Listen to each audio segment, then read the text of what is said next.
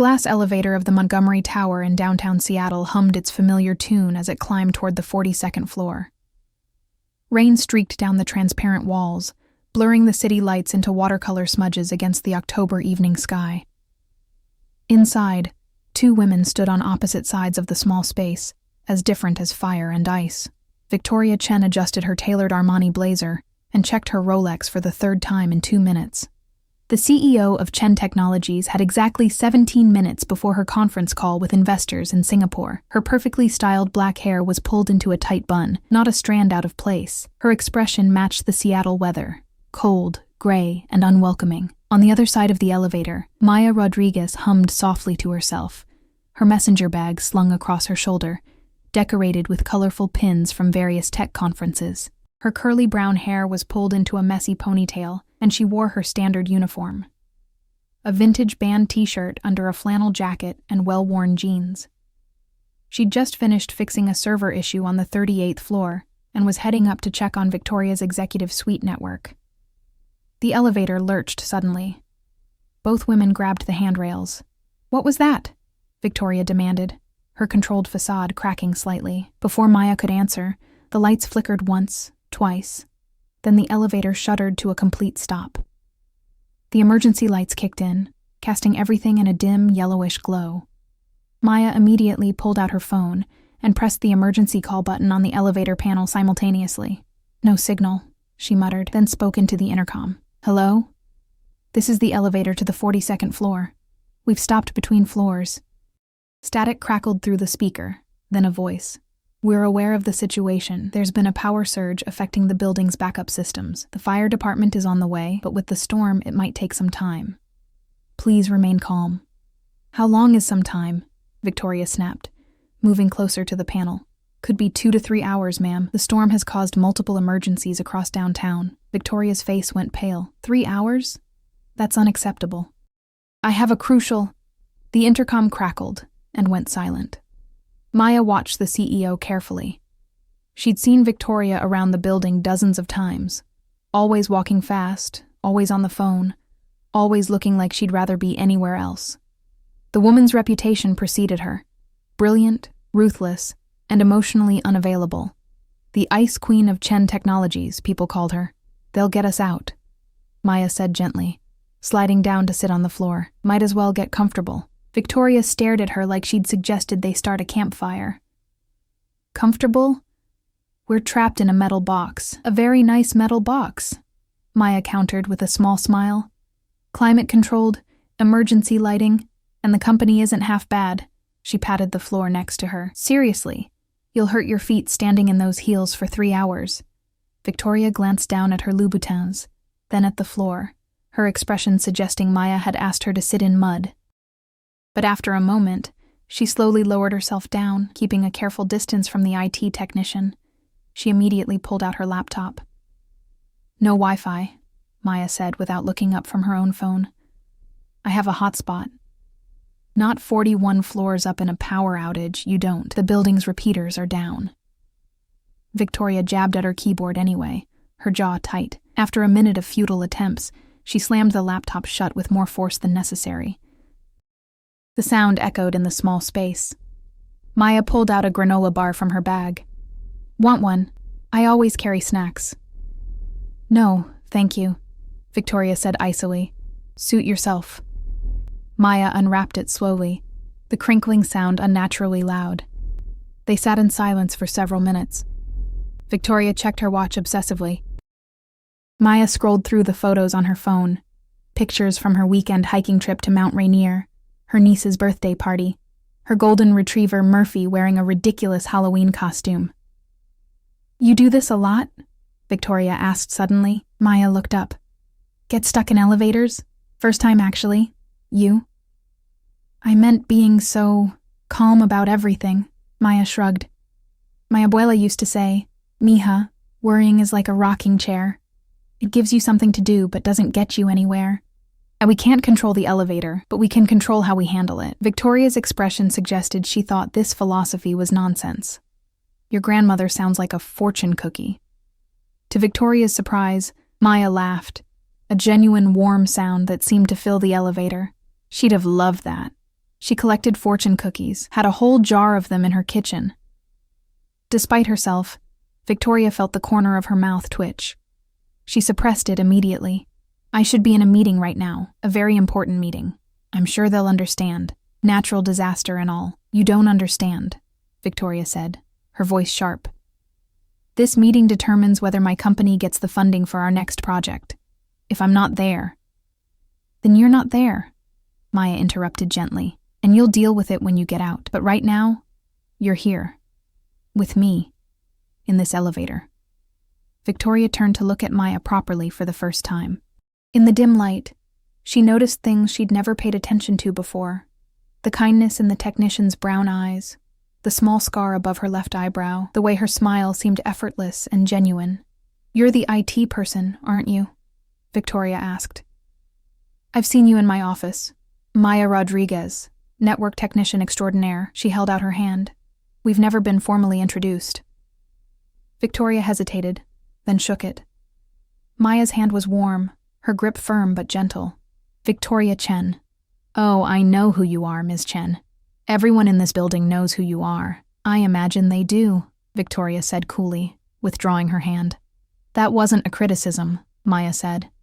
You've built an incredible company, the security system you developed for hospital networks. That's saving lives. My mom works in a hospital. She's told me how much better things run since they implemented your software. Victoria blinked, clearly caught off guard. Thank you. I didn't expect for an IT tech to know about your work. Maya grinned. I do my homework. Plus, I maintain your systems. Kind of hard not to be impressed. For the first time in years, Victoria didn't know what to say.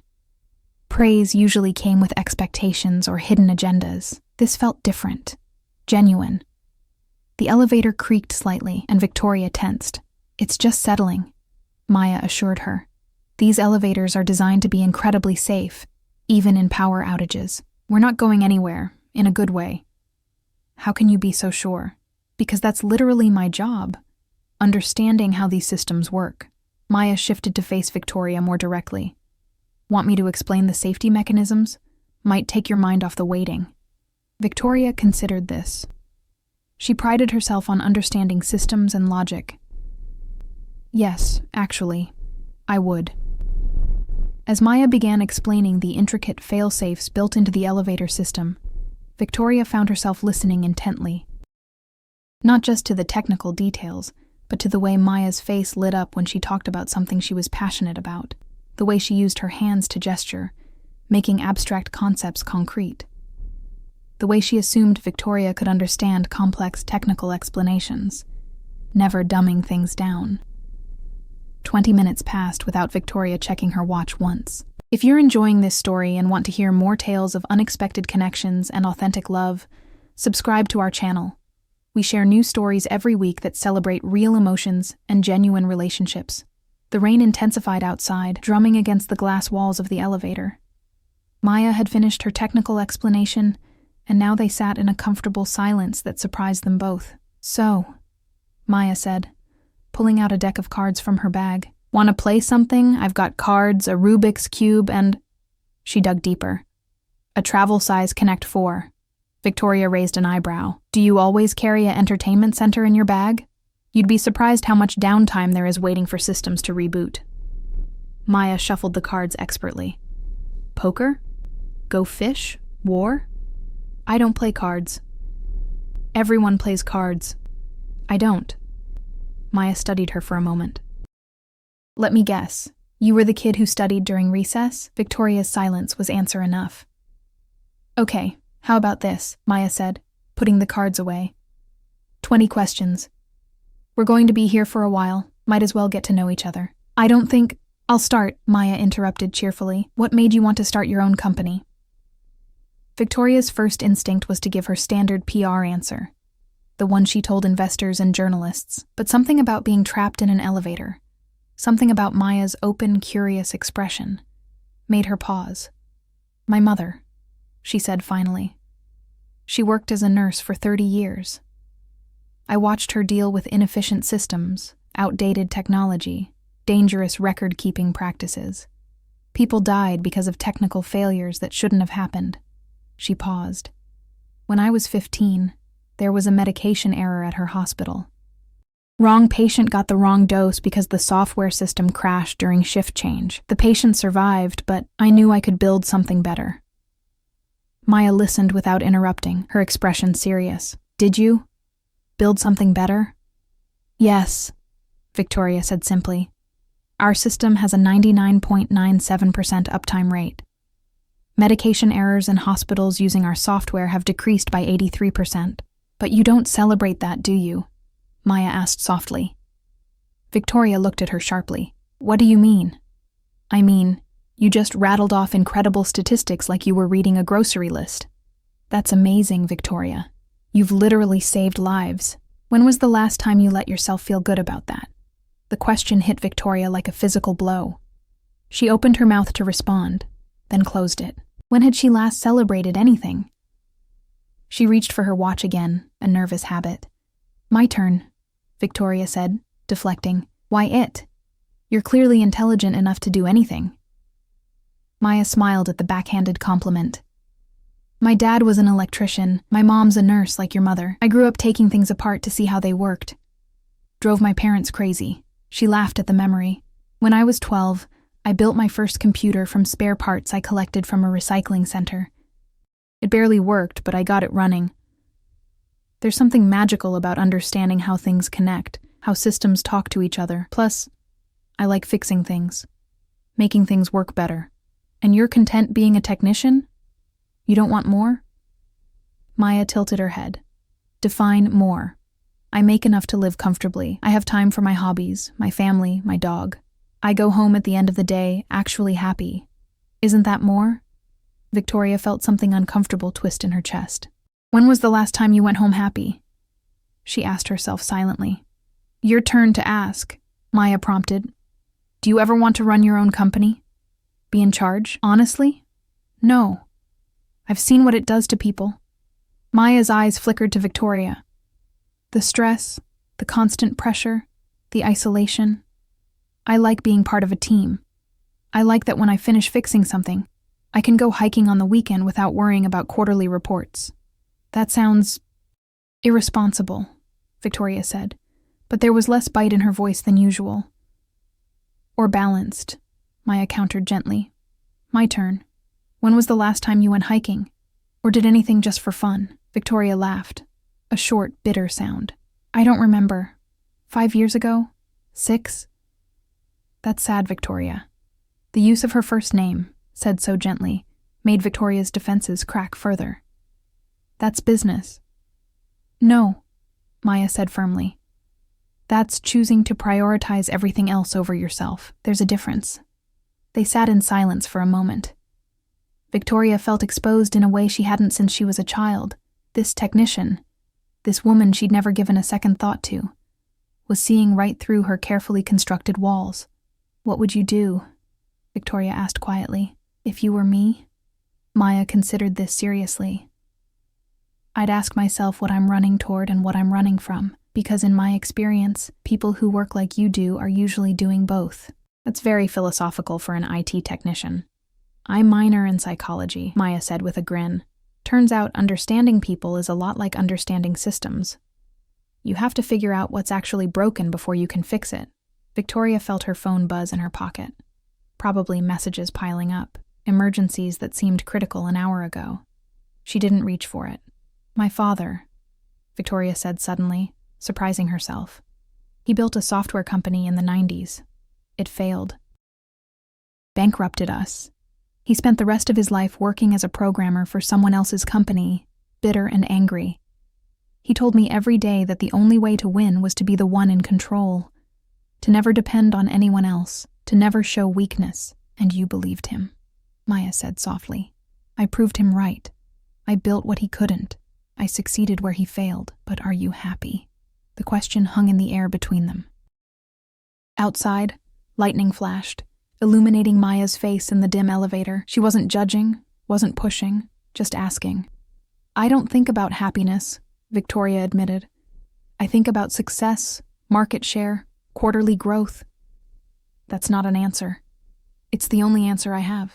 Maya reached over and, very gently, took Victoria's hand. The CEO's first instinct was to pull away, but she didn't. Maya's hand was warm, grounding. "Here's what I see," Maya said. "I see a brilliant woman who's built something incredible, but I also see someone who's been carrying a weight for so long, she doesn't remember what it feels like to put it down." Victoria felt her eyes sting. She couldn't remember the last time she'd cried. "I don't know how to put it down. Maybe you start small," Maya suggested. "Maybe you start by admitting you're human, that you're stuck in an elevator and it's okay to be scared or frustrated or tired." "I am tired," Victoria whispered, the admission feeling like a confession. "I know," Maya said simply, squeezing her hand. They sat like that for several minutes, hands linked, the storm raging outside their small glass prison. Victoria felt something shifting inside her, something that had been frozen for years beginning to thaw. "Tell me about your dog," Victoria said finally. "Murphy, right?" Maya's face lit up. "Oh, you don't want to get me started. I can talk about Murphy for hours." "We have time," Victoria said, and realized she wasn't just being practical. She genuinely wanted to hear Maya talk, wanted to see that light in her eyes, that unguarded joy. As Maya launched into stories about her golden retriever's adventures, the time he tried to befriend a squirrel, his inexplicable fear of the vacuum cleaner, how he slept on her bed every night even though he was too big, Victoria found herself smiling. Really smiling, not the tight professional expression she used in meetings. "You should meet him," Maya said. "He's a great judge of character. If Murphy likes you, you're good people, and if he doesn't, then you're probably a mail carrier or carrying suspicious vegetables." Victoria laughed, a real laugh that surprised them both. "Suspicious vegetables? He has strong opinions about broccoli." The intercom crackled to life, making them both jump. "Hello? Can you hear us?" Maya scrambled to her feet, pulling Victoria up with her. Their hands were still linked, neither seeming to notice or want to let go. "Yes, we can hear you. The fire department is here. They're working on the manual override now. Should have you out in about 20 minutes. "Thank you," Maya called back. When the intercom went silent again, they became aware of their joined hands. Maya started to pull away, but Victoria held on for just a second longer before letting go. 20 minutes, Victoria said softly. "Yeah," Maya replied, and there was something in her voice. Disappointment? Regret? "Maya," Victoria started, then stopped. What was she going to say? That these 2 hours had meant something? That she felt more seen by this woman than she had by anyone in years? "I know," Maya said quietly, and somehow Victoria believed she did. The rescue took longer than 20 minutes. Technical difficulties with the manual override meant they had another 45 minutes together. Victoria found she wasn't as anxious about the delay as she should have been. They'd moved to sitting side by side against the elevator wall, close enough that their shoulders touched. Victoria had kicked off her Louboutins, and Maya had shared her last granola bar, splitting it carefully down the middle. "Tell me something you've never told anyone," Maya said, picking at the wrapper. "That's a dangerous question. We're stuck in an elevator during a storm. Seems like the right time for dangerous questions." Victoria considered this. In the dim emergency lighting, with the rain creating a curtain of privacy around them, she felt like they existed outside of normal rules, outside of her normal, carefully controlled existence. "I'm lonely," she said finally. "I have business associates, professional contacts, people who want things from me. But I don't have friends. I don't have anyone I can just be with." Maya was quiet for a moment. "When did you last go on a date?" 3 years ago. A setup through a business colleague. We talked about market trends for 2 hours, and I spent the whole time thinking about work I needed to finish. "Sounds romantic," Maya teased gently. "It was awful," Victoria admitted. She was nice, accomplished, everything that should have been right, but there was no connection, no spark. "And you haven't tried since?" Victoria shook her head. "What's the point? I work 70-hour weeks, I travel constantly. I'm not exactly relationship material." "Or," Maya suggested, "you've been using work as an excuse not to risk getting hurt." Victoria turned to look at her. You're very perceptive for someone I met 2 hours ago. Sometimes strangers see us more clearly than people who've known us for years. We don't have their preconceptions. Maya met her gaze. I see you, Victoria. Not the CEO, not the ice queen everyone talks about. I see someone who's scared of wanting something she thinks she can't have. And what do I want? Maya's voice was soft. Connection. Someone who sees past the armor. Permission to be human. Victoria's heart was racing. The elevator suddenly felt smaller, warmer. Maya's eyes were kind, but intense. And Victoria felt like she was standing on the edge of something vast and terrifying and wonderful. What about you? Victoria asked, her voice barely above a whisper. What do you want? Maya smiled, a little sad. I want to believe that people like you, people who've forgotten how to be gentle with themselves, can remember. That it's not too late to choose differently. And why do you care what I choose? Because, Maya said, reaching up to tuck a strand of hair that had escaped from Victoria's bun behind her ear. In 2 hours, you've shown me more of yourself than most people show in months. Because when you smile, really smile, it's like watching the sun come out. Because I think under all that ice is someone extraordinary, and it makes me sad that you don't let her out. Victoria couldn't breathe. Maya's hand was still near her face, and she could feel the warmth of it. Maya, The elevator lurched, and suddenly they were moving downward, slowly, carefully, but moving. They got it working, Maya said, but she didn't sound happy about it. Victoria felt panic rising, but not about the elevator, about what would happen when the doors opened, when they returned to their separate worlds, CEO and technician, different floors, different lives. Wait, Victoria said urgently. I need to. The elevator slowed, stopped. The doors began to open to reveal the lobby full of emergency personnel, building management, and concerned employees. Maya grabbed her bag and started to step forward, but Victoria caught her wrist. Have dinner with me, Victoria said quickly, quietly. Tomorrow, not a business dinner, just dinner. Maya searched her face. Are you sure? Because tomorrow morning, you're going to wake up and remember you're Victoria Chen, CEO. And I'm going to be Maya Rodriguez, the IT tech who fixed your email server last month. The world will make sense again. I don't want it to make sense, Victoria said, surprised by her own vehemence. I want to see where this goes, please. Miss Chen, are you all right? A security guard was approaching. Maya squeezed Victoria's hand once. The coffee shop on Pike Street, 7 p.m. If you show up, we'll talk. If you don't, I'll understand. Then she slipped into the crowd, leaving Victoria standing at the elevator entrance, one shoe on and one shoe off, feeling more alive than she had in years. The next 18 hours were torture. Victoria went through the motions of damage control, rescheduling the Singapore meeting, sending apologies, managing the crisis. But her mind was elsewhere. She kept thinking about Maya's laugh, the way she'd been so at ease with herself, the gentle way she'd challenged every defense Victoria had built. She had her assistant clear her schedule for the evening, claiming exhaustion from the ordeal. It wasn't entirely a lie. She was exhausted from years of being someone she wasn't sure she wanted to be anymore. At 6:30, Victoria stood in front of her closet, staring at rows of identical business suits. Nothing felt right. Finally, she chose dark jeans. She owned exactly one pair, and a soft cashmere sweater in deep blue. She left her hair down for the first time in months. Her driver looked confused when she gave him the address. Pike Street, ma'am.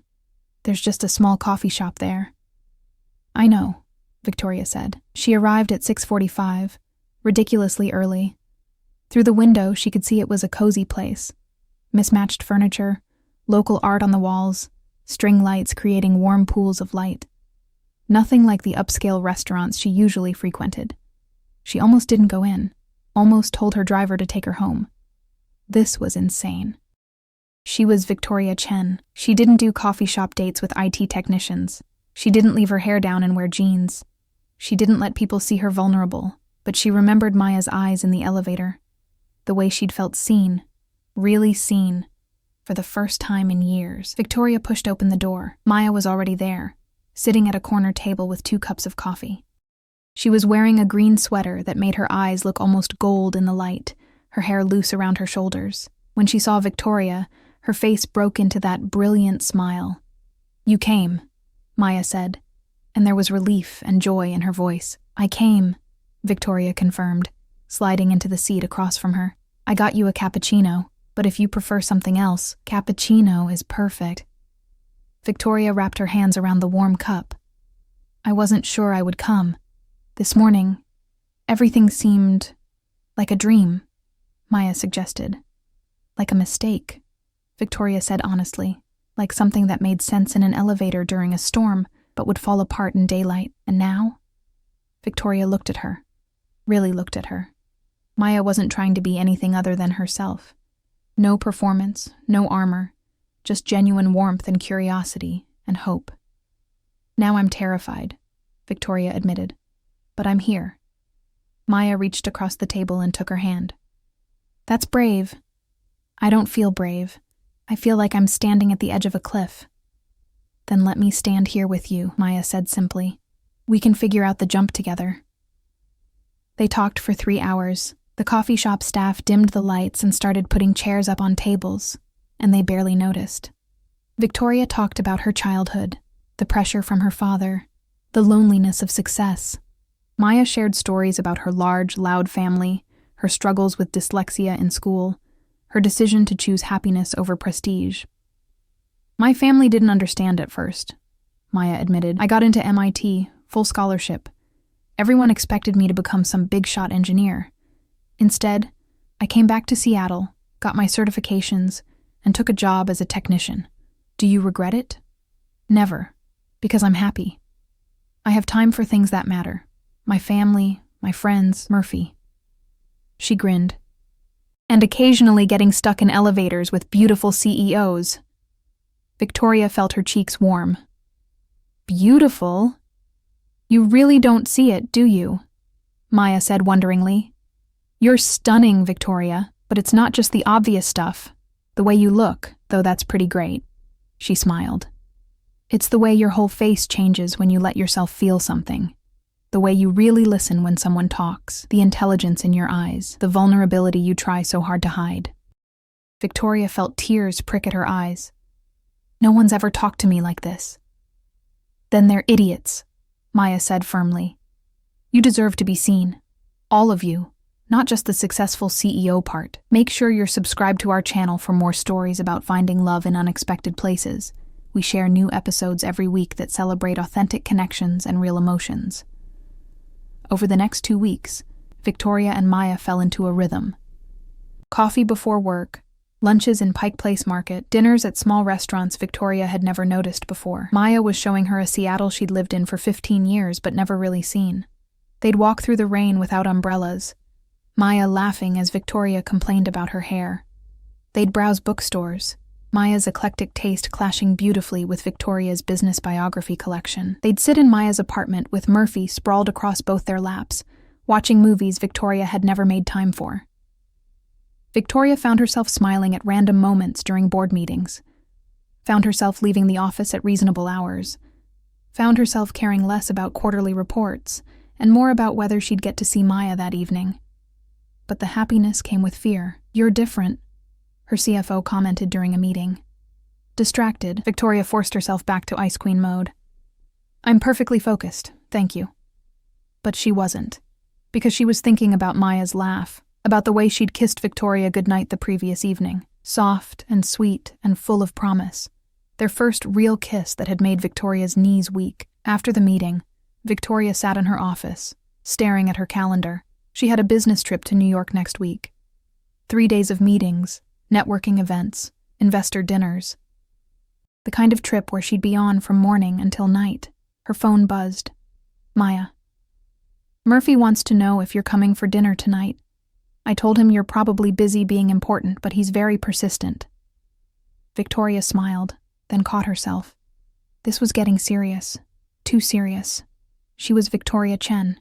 She didn't do relationships. She didn't have time for them. She was terrified. That evening, instead of going to Maya's, Victoria sent a text. Something came up at work. Can't make it tonight. Sorry. Maya's response was simple. Everything okay? Victoria didn't answer. For 3 days, she made excuses. Work emergencies, late meetings, travel preparations. Maya didn't push, but her messages got shorter, more careful. On the 4th day, Maya showed up at Victoria's office. Your assistant tried to stop me, Maya said, standing in the doorway. But I told her I was here to fix a critical system error. Victoria looked up from her laptop, her expression carefully neutral. There's no system error, isn't there? Maya closed the door behind her. You've been avoiding me for 3 days. After 2 weeks of seeing each other every day, suddenly you're too busy. So either there's actually an emergency, or you're running scared. I'm not scared, Victoria said, but her voice lacked conviction. Maya sat down in the chair across from her desk. Yes, you are. And I get it. This is new and intense, and probably doesn't fit into your carefully planned life. But running away isn't going to make it less real. Victoria stood up, walked to the window. The city spread out below her, the same view she'd looked at for years. What do you want from me, Maya? I want you to be honest. With me, with yourself. Fine. Honestly? Victoria turned around. This terrifies me. You terrify me. Because when I'm with you, I forget to be the person I've spent 15 years becoming. I forget about market share and quarterly projections and board meetings. I think about whether Murphy will like the toy I bought him. I think about how you look when you're sleeping. I think about a future that doesn't include 70-hour work weeks and empty apartments. And that's bad because I've built my entire life around being Victoria Chen's CEO. I don't know how to be anyone else. And if I try to be someone else, what if I fail? What if I lose everything I've worked for? Maya stood up, walked around the desk until she was standing in front of Victoria. What if you're losing something more important by not trying? Victoria felt tears building. I don't know how to do this. Neither do I, Maya admitted. I've never dated anyone like you. Someone so accomplished, so driven. Someone whose phone rings every 5 minutes with emergencies. But I think... She reached out, cupping Victoria's face gently. I think maybe we figure it out together. If you're willing to try. What if I'm not good at it, at relationships? Then we'll figure that out too, Maya said. Victoria, I'm not asking you to stop being successful or driven. I'm just asking you to make room for something else. For someone else. For me. Victoria closed her eyes. My father used to say that emotional attachments were weaknesses, that successful people can't afford them. Your father was wrong, Maya said firmly. Connection isn't weakness, it's what makes us human. And I think you've been trying to be superhuman for so long, you forgot how to be just human. Victoria opened her eyes, and the tears spilled over. I don't want to lose you. Then don't push me away, Maya said softly. Let me in. Let me see all of you. The brilliant CEO and the woman who's afraid of failing at things she can't control. The ice queen and the person who cries during dog food commercials. Victoria laughed through her tears. That was once, and those commercials are emotionally manipulative. They really are, Maya agreed, smiling. So what do you say? Are we doing this? Victoria thought about her schedule, her responsibilities, the life she'd built. Then she thought about Maya's laugh, the way she felt when they were together, the possibility of building something new. I'm leaving for New York on Monday, Victoria said. 3 days of back-to-back meetings. Maya's face fell slightly. Okay. Come with me, Victoria said quickly. I know it's crazy, and you probably have work, but... Yes, Maya interrupted. I haven't finished explaining. I don't care. Yes, I'll come with you. Victoria felt something loosen in her chest. Something that had been tight for years. I'll probably have to work a lot. There will be dinners and events where you'll be bored out of your mind. I'll bring a book, Maya said. And maybe some of those events could use better IT support. You're not coming as my IT person. No? Maya stepped closer, her hands moving to Victoria's waist. No, Victoria said firmly. You're coming as your girlfriend? Maya suggested, her eyes twinkling. Victoria tested the word in her mind. Girlfriend. It felt foreign and wonderful and terrifying. Yes, my girlfriend. Maya kissed her then, soft and deep and full of promise. When they broke apart, both were smiling.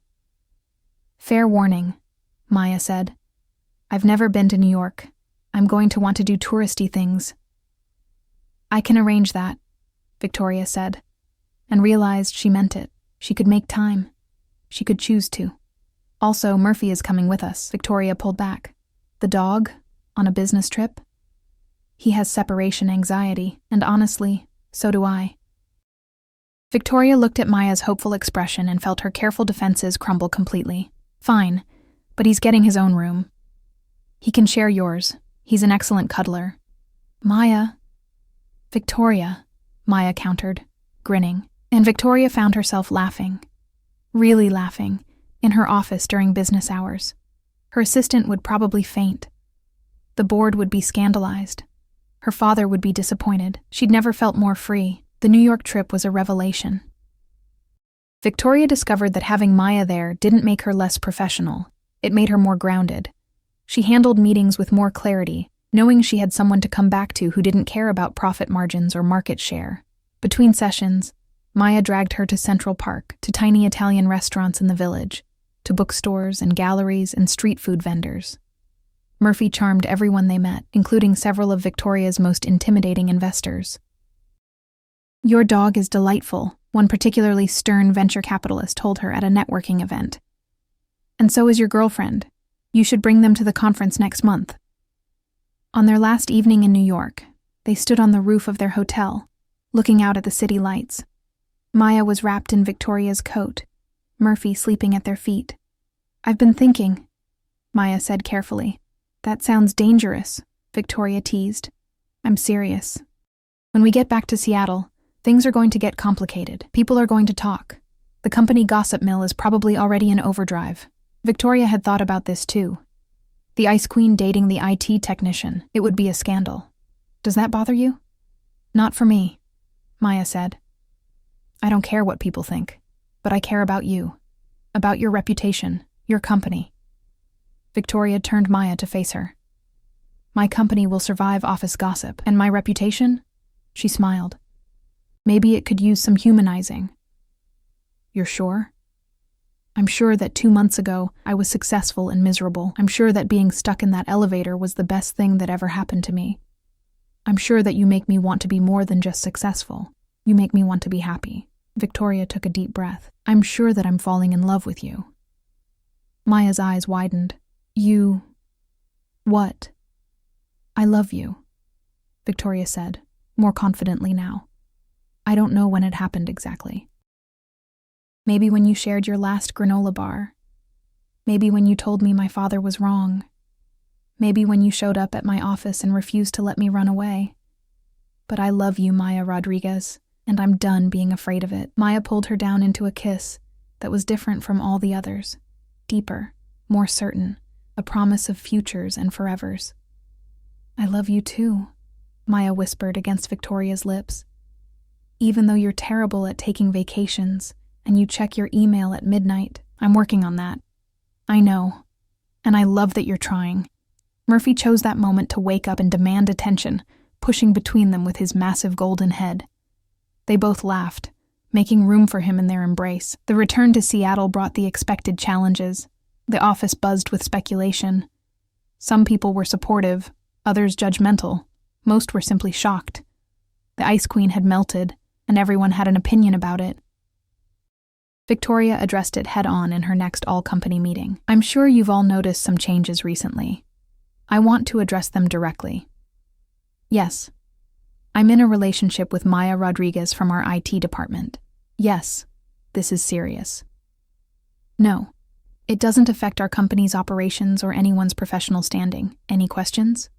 The room was silent. Good, Victoria said. Now let's talk about Q4 projections. After the meeting, Maya was waiting outside Victoria's office with coffee and a smile. That was very CEO of you. I have my moments, Victoria said, accepting the coffee and a quick kiss. Also very gay of you. I contain multitudes. They were learning to balance their different worlds. Maya helped Victoria see that success didn't require sacrifice of everything else. Victoria helped Maya see that ambition wasn't inherently destructive. They challenged each other, supported each other, and loved each other through the complicated process of building a relationship that didn't fit any traditional mold. 6 months after the elevator incident, Victoria did something unprecedented. She took a 2-week vacation. She and Maya rented a cabin near Mount Rainier with Murphy, and for 14 days, Victoria didn't check her email once. They hiked and read books and cooked meals together. They talked about everything and nothing. They made love in front of the fireplace and woke up tangled together in the mornings. They were simply together, without roles or responsibilities, just Victoria and Maya. On the last evening, as they sat on the porch watching the sunset, Maya said, "You know what's funny?" "What?" "6 months ago, I thought getting stuck in that elevator was the worst luck. Now I think it might have been the best." Victoria pulled her closer. "The universe works in mysterious ways." "Very mysterious," Maya agreed. "Who would have thought a power outage would lead to this?" "To what?" Maya gestured around them, the cabin, the mountains, Murphy chasing butterflies in the yard, the two of them curled up together. Too happy. "I wouldn't have thought the Ice Queen was capable of happy." "She wasn't," Victoria said quietly, "but it turns out she was just waiting for the right person to show her how." "That's very romantic for a CEO." "I learned from the best," Victoria said, kissing her softly. They sat in comfortable silence as the sun painted the sky in shades of orange and pink. Murphy eventually flopped down at their feet, exhausted from his butterfly pursuit. "Move in with me," Victoria said suddenly. Maya sat up to look at her. "What?" "Move in with me, you and Murphy. My apartment is big enough for all of us, and you're there most nights anyway. It makes sense." "Victoria Chen, are you asking me to move in because it makes sense?" Victoria laughed. "No. I'm asking because I love waking up next to you. Because Murphy has already claimed my favorite chair, and I don't want him to leave. Because I want to come home to you every night, not just some nights. Because you've made my apartment feel like a home instead of just a place I sleep between workdays." Maya's eyes were bright with tears. "That's better." "Is that a yes?" "That's a yes," Maya said, pulling her into a kiss that tasted like promise and possibility. They moved in together the following month. Victoria cleared out closet space and Murphy officially claimed the chair by the window. Maya's colorful chaos slowly infiltrated Victoria's minimalist aesthetic. Plants on the windowsills, art prints on the walls, her collection of vintage coffee mugs in the kitchen. The company adapted to their CEO's new normal. Victoria still worked hard, still drove for excellence, but she also left at reasonable hours. She took weekends off. She smiled more in meetings. Her employees noticed she was demanding but no longer cold, ambitious but no longer distant. Maya continued working as an IT technician, despite Victoria's offers to promote her or fund her own company. "I'm happy where I am," she insisted. "Besides, someone needs to keep you grounded." 1 year after the elevator incident, Victoria threw a party, something she'd never done before. She invited her executive team, Maya's family, friends from both their worlds.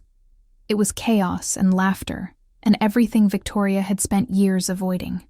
Maya's mother pulled Victoria aside in the kitchen. "Thank you for making my daughter so happy." "She makes me happy too," Victoria said. "I know, I can see it." Maya's mother smiled. "You know what she told me after you two got stuck in that elevator?" "What?" "She said she'd met someone interesting. Someone who needed to learn how to laugh. I didn't think much of it at the time, but looking at you now," she gestured to the living room where Victoria could see Maya playing with her nieces and Murphy. "You learned." Victoria felt tears prick her eyes. "She's a good teacher. The best," Maya's mother agreed. "Take care of her." "Always," Victoria promised. As the party wound down and the last guests left, Victoria and Maya collapsed on the couch. Murphy immediately jumped up to join them, somehow fitting his large body between them. "This was nice," Maya said, her head on Victoria's shoulder. "It was terrifying," Victoria admitted, "but good terrifying. I'm proud of you.